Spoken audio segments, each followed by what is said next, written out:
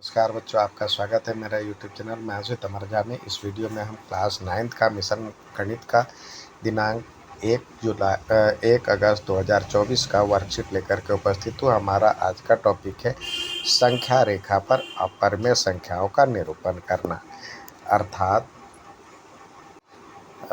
Representation of irrational numbers on number line. उसके लिए जो हमारा ऑब्जेक्टिव्स है to construct a square root spiral, यानी स्क्वायर रूट का एक स्पायरल बनाना। तो उसके लिए कुछ मटेरियल रिक्वायर्ड है। कलर थ्रेड, चिपकाने के लिए adhesive, drawing pins, geometry box, sketch pen, marker and a piece of plywood. अब उसके लिए सबसे पहले आप 30 सेंटीमीटर इंटू 30 सेंटीमीटर का एक बोर्ड ले लें प्लाईवुड का। अब उसमें 2 सेंटीमीटर को एक यूनिट माने। अब जैसे यहाँ पे दिया हुआ है,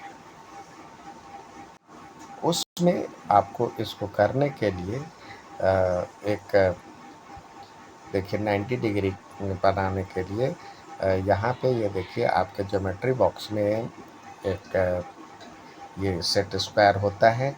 तो देखिए इसके दो भागों में काउंटिंग होती है। दो ये ट्रायंगल होता है, तो इस साइड भी काउंटिंग है, इस साइड भी काउंटिंग है। इसी तरह इस साइड भी काउंटिंग है और इस साइड भी काउंटिंग है, और इसके बीच में 90 डिग्री का एंगल है। तो इसकी सहायता से हम आसानी से ये स्पायरल बना सकते हैं। आइए कैसे देखें।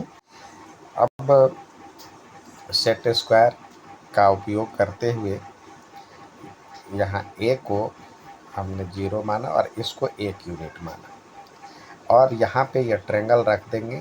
तो ये 1 यूनिट इधर लिए हैं, तो 1 यूनिट इधर भी लेकर के हम उसको मिला देंगे, और यहाँ एक नीले कलर के थ्रेड से हमने मिला दिया। तो ये हो जाएगा √1 और 1 ये √2 का बन जाएगा। फिर हम इसके कोने पे ट्रायंगल अब रखेंगे और 1 यूनिट ट्रायंगल इस दिशा में रह जाएगा। तो 1 यूनिट लेंगे, फिर इसको मिलाएंगे, तो ये √3 का एंगल बन जाएगा। और फिर यहाँ पे हम लेंगे और ट्रायंगल रखेंगे, और इस दिशा में ये दूसरा साइड जाएगा, वहाँ भी 1 यूनिट लिए। अब सब में 1 बढ़ता जाएगा √4। इसी तरह फिर अब ट्रायंगल इधर रखेंगे इस यहाँ पे, तो इसमें भी 1 और जुड़ जाएगा, तो √5, फिर √6, √7, इस तरह से ये बढ़ता जाएगा। अब देखिए AC को आधार मान करके सेट स्क्वायर का प्रयोग करके AC पर लंब CY खींचा, ये CY खींचा। इसी तरह D को बेस मानते हुए DZ खींचा 1 सेंटीमीटर, यहाँ पे E पे कट किया। फिर E को बेस मानते हुए, मतलब AE को बेस मानते हुए ये लाइन खींचा। अब 1 सेंटीमीटर F पे कट किया, उसको मिला दिया। फिर यहाँ पे इसको बेस मानते हुए AF को बेस मानते हुए हम AG लाइन खींचे। इस तरह से हम बनाते गए। यानी हम सबसे पहले यहाँ पे एक ये लाइन खींच लेंगे, ये वाली लाइन खींच लेंगे बेस लाइन। अब यहाँ से एक ट्रायंगल इधर रखें और 1 यूनिट यहाँ पे लेंगे। तो इस तरह से ट्रायंगल जो है कुछ इस तरह से इस दिशा में आएगा। तो 1 यूनिट हम यहाँ पे लिए और उसको मिला दिए एक दूसरे कलर से। अब इसको बेस मानते हुए ट्रायंगल इस पे रखेंगे, कुछ इस तरह से ट्रायंगल आएगा, उसमें 1 यूनिट लिए जो D पे कट कर रहा है। अब यहाँ पे D पे कट कर रहा है, उसको दूसरे थ्रेड से हमने मिला दिया दूसरे कलर से। फिर अब इसको बेस मानते हुए ट्रायंगल रखें, यहाँ पे कॉर्नर इसको मिलाया, फिर ये इधर 1 यूनिट लिया और उसको मिला दिया जहाँ पे ये, फिर इसको बेस माना और फिर ट्रायंगल रखा। तो ट्रायंगल रखा तो यहाँ पे एक यूनिट इधर आया, उसको इससे मिला दिया। इस यही क्रम चलता रहेगा। तो इस तरह से स्पाइरल बनता जाएगा। अब इसमें देखिए सबको अलग अलग कलर के धागे से यदि हम बना देते हैं। अब D Z D E D Z में डी ई एक यूनिट है, फिर इसमें एक यूनिट है, ये एक यूनिट है, सारे में एक यूनिट है। तो ये बार बार हम दोहराते जाएंगे।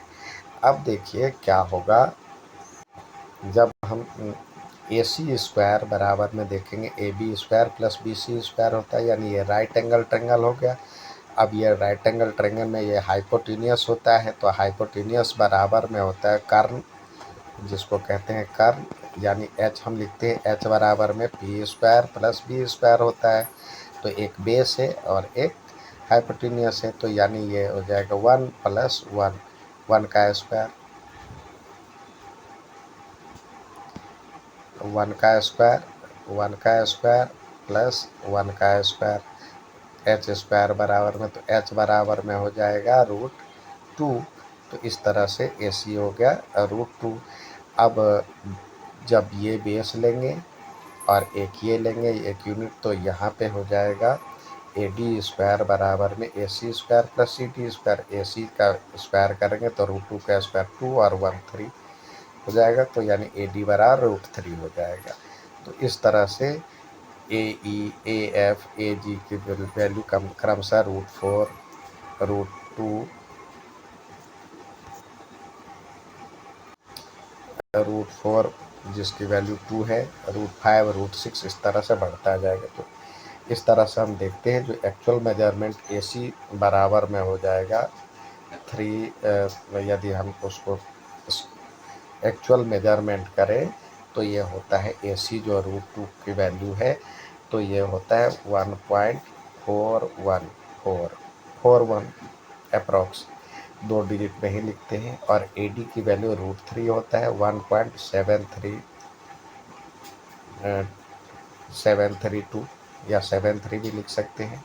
और ए ई की वैल्यू √4 है। ए ई जो है देखिए ए ई √4 है, तो √4 की वैल्यू 2 होता है।